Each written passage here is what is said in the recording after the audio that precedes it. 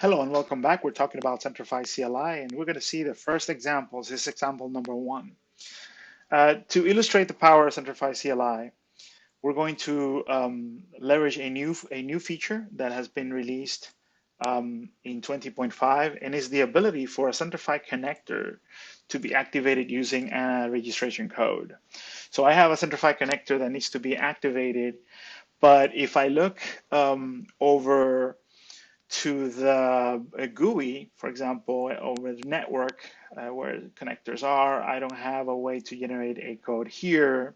If I go to enrollment, there's no section that allows me to generate a code for a proxy. But this functionality was released as part of 20.5, therefore there must be an API. So one of the things that you can do is go to developer.centrify.com.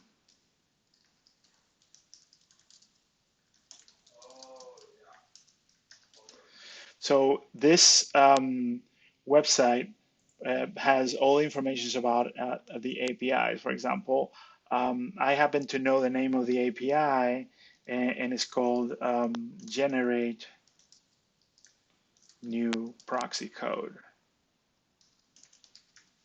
Right?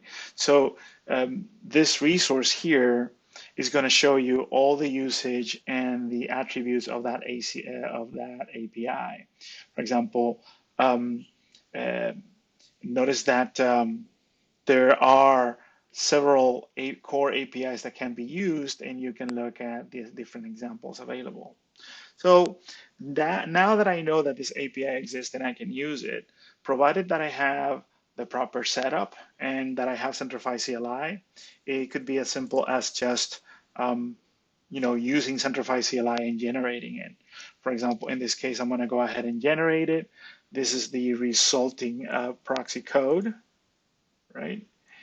And all I need to do is copy it, and I will be able to use it to register a new connector in my tenant. So this is a great example that allows you to see how you can use Centrify CLI for capabilities that may not necessarily be exposed in the GUI. So in the next few parts of this playlist, we're going to be exploring functionality of Centrify CLI.